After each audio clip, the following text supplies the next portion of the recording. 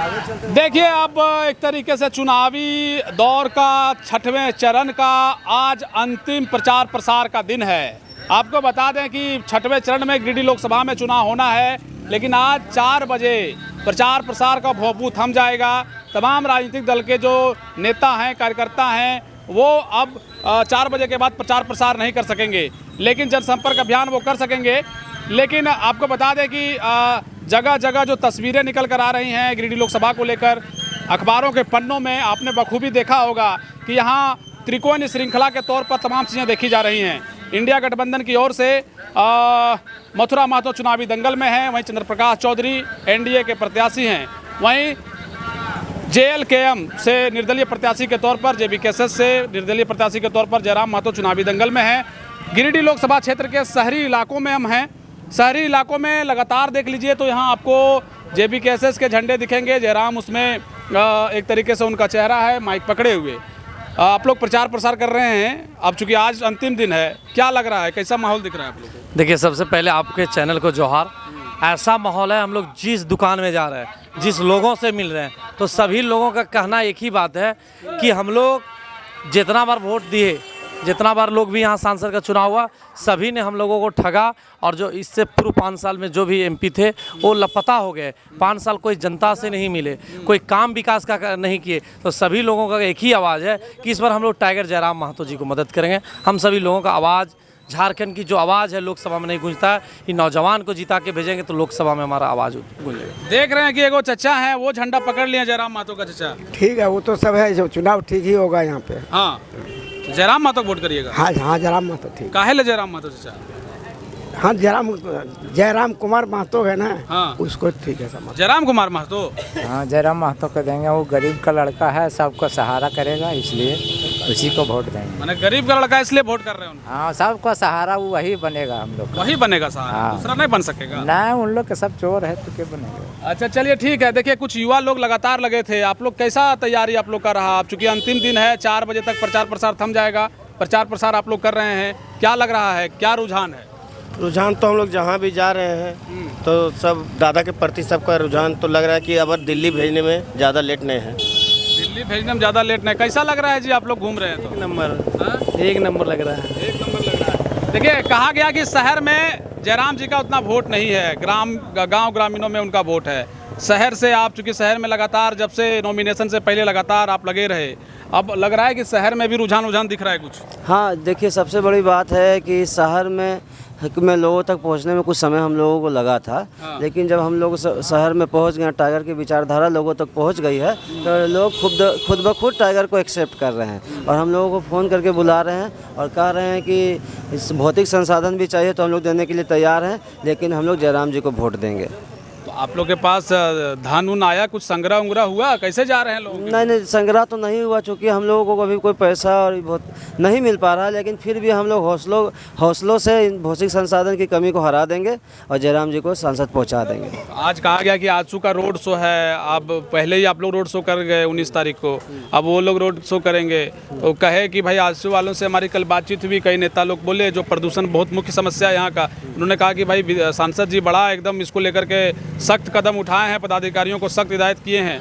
चुनाव अगर जीतते हैं तो सबसे पहले प्रदूषण का काम होगा, लोकसभा में सबसे पहले आवाज़ चंद्रप्रकाश चौधरी प्रदूषण को लेकर उठाएंगे। गिरिडीह क्षेत्र में जो प्रदूषण का इलाका है, वहाँ ज़बरदस्त एक तरीके से लोग काफ़ी प्रभावित हैं। चतरों भी हम कल गए थे, वहाँ लोगों ने वोट बहिष्कार किया, हालांकि प्रशासन से वार्ता हुई, उन्होंने कहा कि नहीं ठीक है भाई साहब, अभी आप वोट करिए, 10 तारीख को इस पर काम होगा।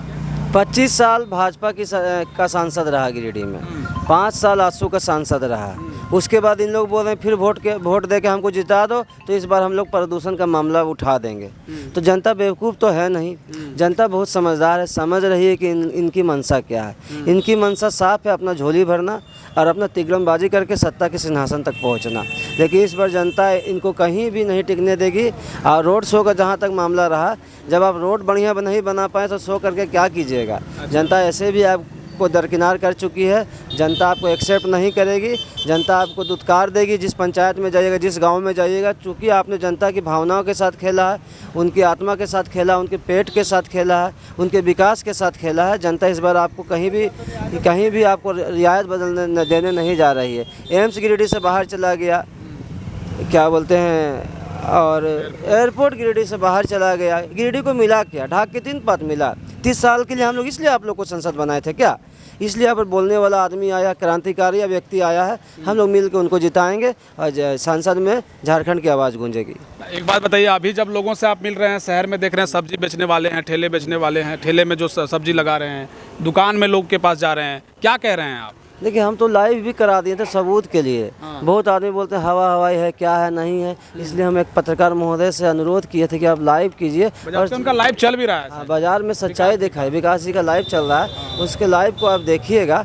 हम लोगों ने जनता को तो रोड पे खड़ा नहीं कर दिया है इस धूप में। कोई फिल्म का शूटिंग तो नहीं हो रहा है, लेकिन एक भी व्यक्ति ऐसा नहीं होगा जो जयराम जी के विचारों से खुश नहीं होगा, प्रभावित नहीं होगा। और सभी लोग बोल रहे हैं कि हम लोग जयराम का वोट देंगे।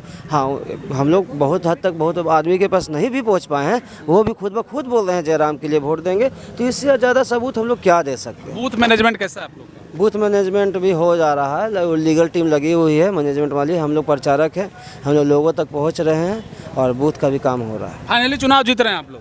हम लोग 500% पूरे मजबूती के साथ चुनाव जीत रहे हैं। और हम लोग एक बात, इस बात को समझिए कि हम लोग मुद्दा की लड़ाई लड़ रहे हैं। हम लोग मुद्दा की बात कर रहे हैं, लोगों का पेट कैसे चले उस पर हम लोग बात कर रहे हैं। क्या कह रहे हैं आप? टाइगर जयराम महतो जेन्युइन मुद्दा की बात करते हैं जो हकीकत में धरातल पे होना चाहिए। और बहुत सारे पहले भी सांसद रहे लेकिन वैसा हवा हवाई बात करते हैं जो पॉसिबल नहीं है। लेकिन टाइगर जयराम महतो जो होने वाला चीज़ है उसके मुद्दे पर बात करते हैं। अच्छा, कुछ कहना चाह रहे हैं चाची आप?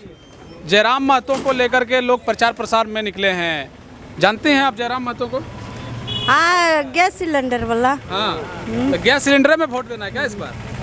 नहीं देंगे तो हाँ। कुछ तो देंगे जयराम को। हाँ, कुछ कैसे न देंगे? क्या गैस सिलेंडर वाला है ना। ठीक है, आप लोग का एक तरीके से थोड़ा साइड दे दीजिए, चूंकि रास्ता थोड़ा आवागमन के लिए बाधित ना हो।